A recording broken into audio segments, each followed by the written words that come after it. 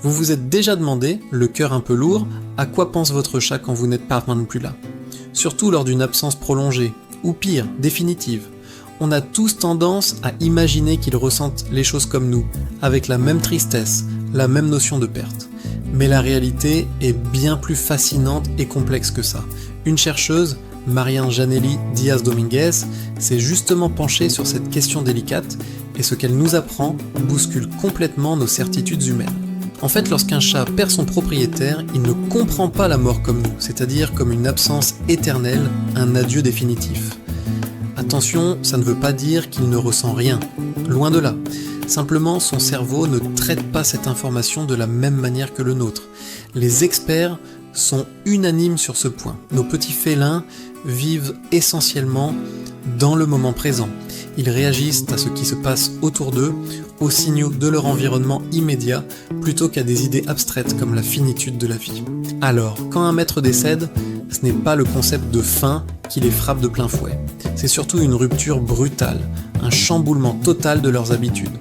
Pour un chat, une personne, c'est un ensemble d'odeurs, de sons, de rituels quotidiens. C'est le bruit de vos pas, votre voix qui l'appelle, le moment de la caresse, l'ouverture de la boîte de pâté. Quand tout ça s'arrête net, sans prévenir, c'est la confusion qui s'installe.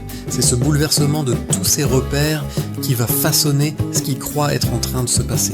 Pour le dire simplement, les chats n'ont pas la capacité cognitive de saisir la mort comme un état permanent et irréversible.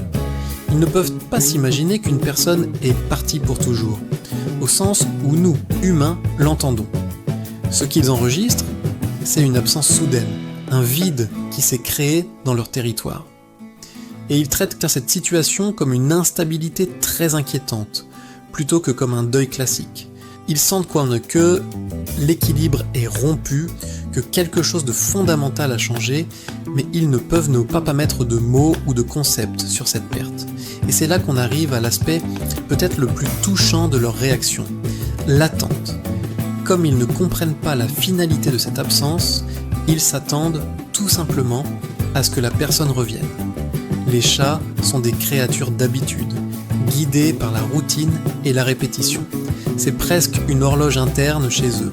Alors, quand le propriétaire disparaît, le chat peut se mettre à attendre. Il va peut-être dormir sur vos affaires, près de la porte d'entrée, ou surveiller la fenêtre à l'heure où vous rentriez d'habitude. Il est persuadé que sa routine a juste été interrompue temporairement et non terminée pour de bon. Il attend le retour à la normale, sans comprendre que ce retour n'aura jamais lieu. Et puis, il y a un autre élément crucial qui entre en jeu, l'odorat. On a tendance à oublier à quel point leur nez est un outil incroyablement puissant. L'odorat d'un chat joue un rôle central dans sa manière de reconnaître le monde, dans sa mémoire, et c'est ce qui permet au propriétaire de rester mentalement présent pour lui, même après sa mort. C'est assez fascinant. Tant que des odeurs familières persistent sur des vêtements, des couvertures ou des meubles, le chat perçoit une forme de continuité. Pour lui, quelque part, vous êtes encore un peu là. Cela peut d'ailleurs retarder son adaptation à cette nouvelle réalité, parce que ses sens lui disent le contraire de ce qui s'est passé. C'est pour ça qu'on voit parfois des chats renifler avec une insistance incroyable un vieux pull, ou s'installer des heures sur le fauteuil favori de la personne disparue. Ce n'est pas forcément de la nostalgie au sens humain du terme. C'est une recherche active de cette présence olfactive qui le rassure, qui lui dit que tout n'est pas complètement perdu, que le lien n'est pas totalement rompu. Maintenant, il ne faut pas se méprendre. Si le comportement d'un chat change radicalement après la perte de son maître, ce n'est pas forcément la preuve qu'il a compris intellectuellement le drame. C'est avant tout un signe de confusion et de stress. Par exemple, un chat peut soudainement manger beaucoup moins ou au contraire devenir boulimique, il peut se cacher et se replier sur lui-même ou à l'inverse, devenir inhabituellement vocal, miauler sans cesse ou devenir très collant avec les autres personnes de la maison.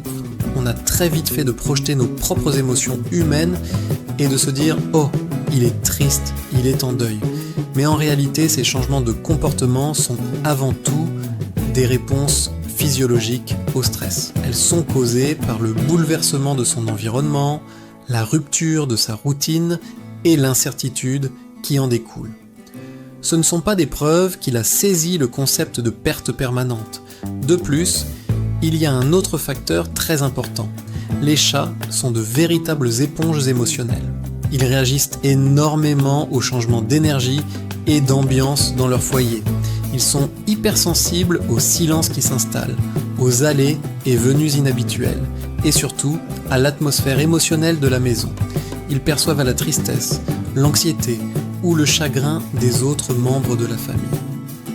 Quand un propriétaire meurt, l'énergie du foyer change radicalement. Le chat sent que quelque chose cloche, que l'ambiance n'est plus la même. Cela renforce son sentiment que quelque chose a changé, que l'équilibre est rompu, mais ça ne lui explique pas pour autant que quelqu'un n'existe plus. Mais la bonne nouvelle dans tout ça, et c'est important de le souligner, c'est que les chats ont une formidable capacité d'adaptation.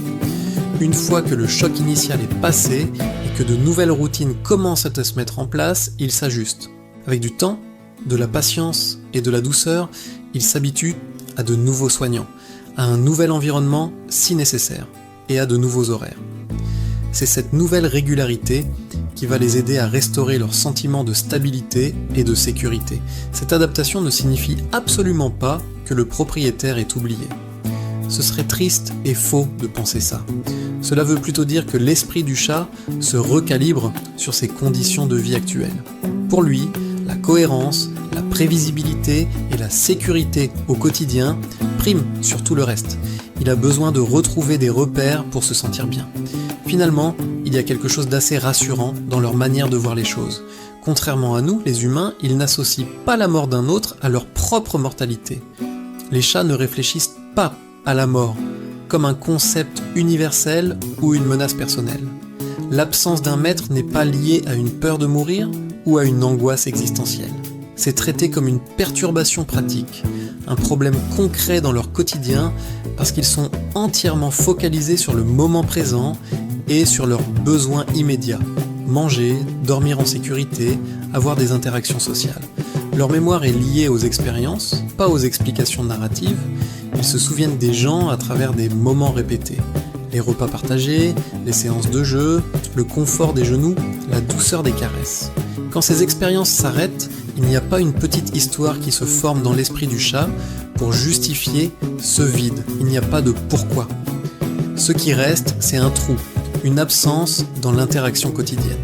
Et ce trou, le chat finit par le combler en adaptant son comportement, en créant de nouvelles routines, plutôt qu'en formant des croyances complexes sur la vie et la mort. Alors, la prochaine fois que vous quitterez votre chat, même pour quelques heures, rappelez-vous que pour lui, vous êtes son rocher, son point de repère, le gardien de sa routine si précieuse. Leur amour pour nous n'est pas moins profond que le nôtre. Il s'exprime juste différemment, dans l'ici et maintenant.